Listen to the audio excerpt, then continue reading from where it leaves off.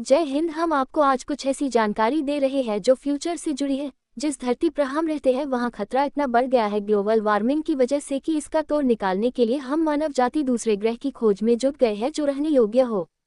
जैसा कि हम सबको पता है, अंतरिक्ष में पहला कदम रखने वाला देश रूस था। वही बात करें अमेरिका की तो वह चांद पर सबसे पहला देश था जिसने एस्ट्रोनॉट को उतारा था। लेकिन आज 53 साल बीत गए, फिर भी वही अमेरिका ने चांद पर दूसरी बार एस्ट्रोनॉट्स को भेजने की हिम्मत नहीं दिखाई। लेकिन एक बार फिर से अमेरिका एक्टिव हो चुका है चांद की ओर और वह अपना एक मून मिशन भेजने वाला है बहुत जल्दी, जो 2025 तक संभव होने वाला है, जिस मिशन का नाम है आर्टेमिस। अमेरिका ने आर्टेमिस 1 और आर्टेमिस 2 भेजकर चांद पर अपना यान की जांच कर ली है। वही 2025 तक वह अपना आर्टेमिस 3 भेजने वाला है जिसमें मानव होंगे।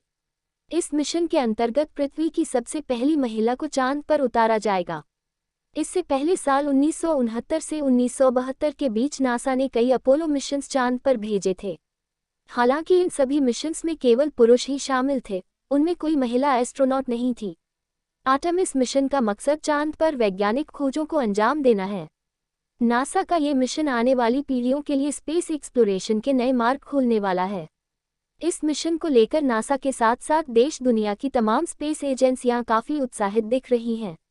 इसी कड़ी में आइए जानते हैं आर्टेमिस मिशन के मेगा प्लान के बारे में।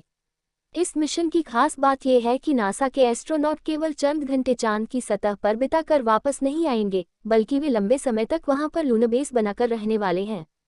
इस दौरान एस्ट्रोनॉट चांद की सतह का बारीकी से अध्ययन करेंगे।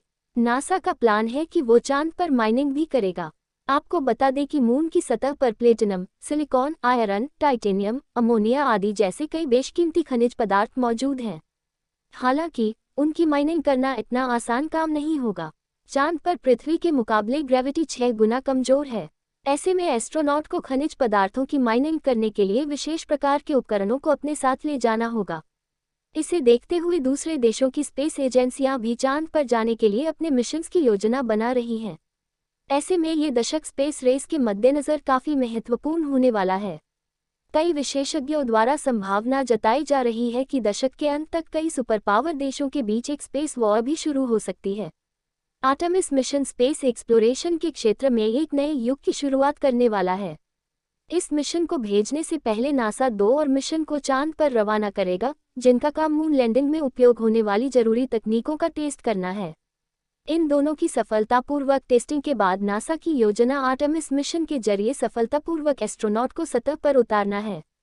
इसके पश्चात चांद की सतह पर लूनर बेस या लूनर विलेज को तैयार किया जाएगा।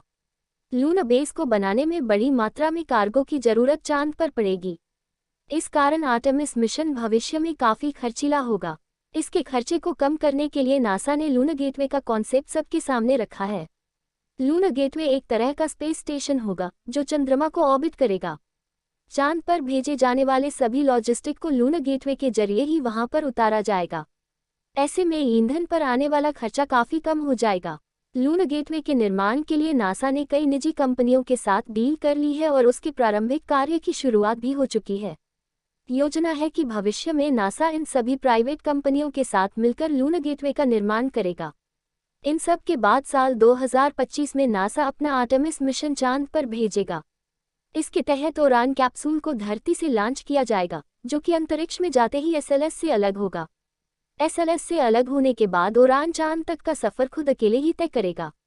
चांद के ऑर्बिट में पहुंचते ही उड़ान कैप्सूल लूनर गेटवे के साथ अटैच होगा। तत्पश्चात लूनर लैंडर की सहायता से एस्ट्रोनॉट को चांद के साउथ पोल की सतह पर उतारा जाएगा। आर्टेमिस मिशन को लेकर कई लोगों के बीच अभी से ही उत्सुकता दिखने लगी है। आपको बता दें कि आर्टेमिस एक ग्रीक देवी का नाम था। इस मिशन के अंतर्गत चांद की सतह पर पहली महिला को लैंड कराया जाएगा। इसी वजह से इस मिशन का नाम आर्टेमिस रखा गया है। वहीं अपोलो एक ग्रीक देवता का नाम था। इस कारण 70 के दशक के बीच नासा ने जितने मिशंस चांद पर उतारे थे उसमें कोई भी महिला शामिल नहीं थी। हालांकि आर्टेमिस मिशन में महिलाओं के साथ साथ पुरुष एस्ट्रोनॉट भी होंगे।